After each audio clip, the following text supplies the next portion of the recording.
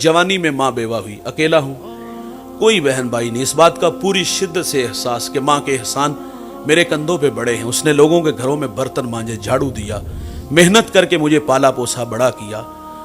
मुझे इस बात का पूरी शिद्दत से एहसास है। लेकिन अब मैं बड़ा हो गया हूँ, शादी हो गई, घर में नूस सास का झगड़ा है।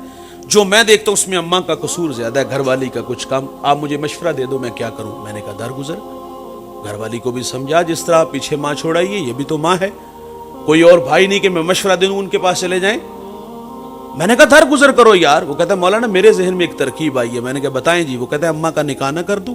मैंने कहा उम्र कितनी होगी। कहता है 60 साल। मैंने कहा ओ जालिम, जवानी तो तेरे नाम लगा दी। हाँ, जब सहारे की जरूरत थी तुझे सहारा समझा। ख्वाब सपने देखती है ना, कल को बड़ा होगा, दूल्हा बनेगा, असाई पीरी बनेगा, घर में छोटे छोटे बच्चे होंगे, उनके साथ दिल बहला लूंगी।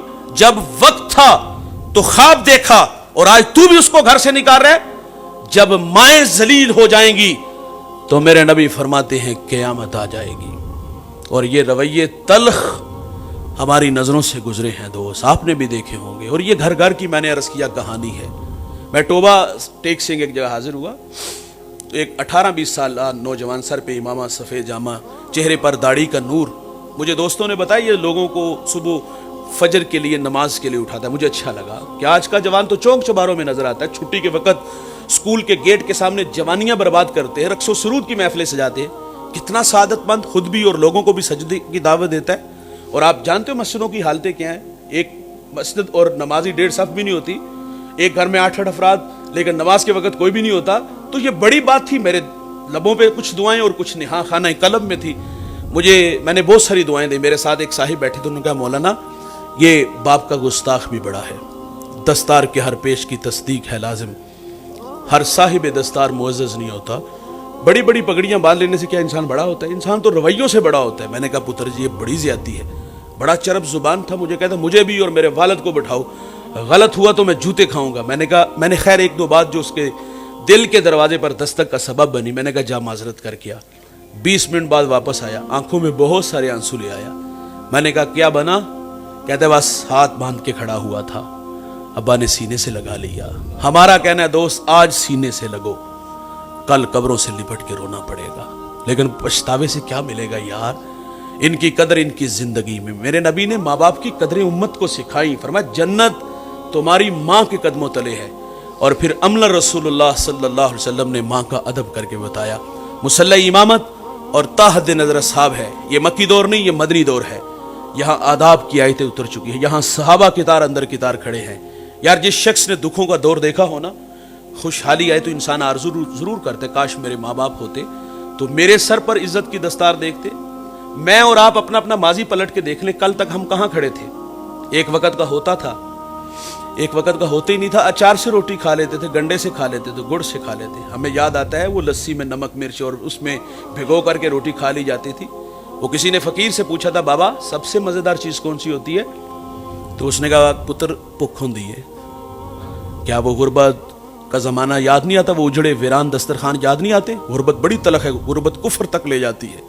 मैं पिछले साल उम्रा के लिए गया, शार इब्राहिम खलील पे बैठा था, तो मेरे साथ मेरे जो हम सफ़र अल्लामा सलीम साहिब, हमारे माँ बहन, एक एहराम में लिपटा हुआ नौजवान आया। मैंने बेतकल्लुफ़ी से उसके कंधे पे हाथ रखा। मैंने कहा थक गए हो? मुझे कहता ये मेरा चौथा उम्र है। मैंने कहा कहाँ से आए हो? कहा कश्मीर से। और मैंने कहा वहाँ के हालात? कहा वहाँ मेरे अपने ही ख़ानदान के 17 लोग शहीद हो गए, चचा भतीजे भाइयों के नाम लिए उसने। और मैंने कहा मैशी हालात, कहता गुर्बत है। मुझे भी किसी ने उम्रा करवाया और उसने जो बात की, हम काफ़ी देर वहाँ बैठ के रोते रहे तड़प के। उसने कहा मौलाना एक दुआ किया करो, गुर्बत घर बदलती रहे, ये एक जगह ना ठहरे, ये दुआ किया करो।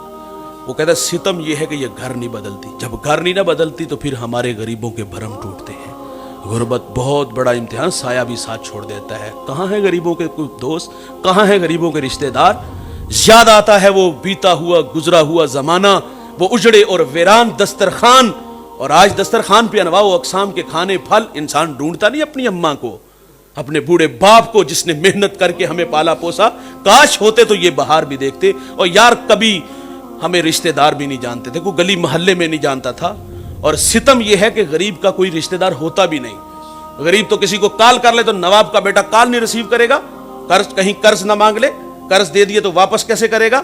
गरीब खुददार होते हैं, हाथ फैलाना तौहीन जुस्तजू जानते हैं। वो तो रिश्तों की कदरों को जानता था, ये चचा का, ये ताए का, ये मामू का बेटा है, लेकिन वो भूल गया था कि जहां दौलत डेरे जमाती है वहां रिश्ते और कदरें बदल जाती हैं। जिंदगी में बहुत थोड़े लोग मिले जिन्होंने अपने आगाज को याद रखा कि कहां से शुरू हुआ और आज कहां आके खड़ा हुआ। माजरत से कहूंगा, अक्सर लोग औकात भूल जाते हैं। एक जुमला उन लोगों के लिए, भाईजान ऊपर जाने में बड़ा टाइम लगता है।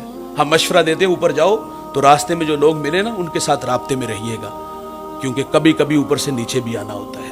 नीचे आएंगे तो रास्ते में यही लोग मिलेंगे और अगर राब्ता अच्छा ना हुआ तो तनहा रह जाएंगे, कोई मुंह भी नहीं लगाएगा। और भाई ऊपर जाने में टाइम लगता है, लेकिन ऊपर से नीचे आने में कुछ ज्यादा टाइम जमाना था ये जानते नहीं थे। एक जमाना था ये रास्ता बदल लेते थे। आज भतीजा, आज भांजा, आज भाई, आज कजन, आज दोस्त, क्या कुछ नहीं रिश्ते मिल गए। ढूंढता है इंसान, काश माँ बाप होते तो ये सर पर इज्जत की दस्तार देखते।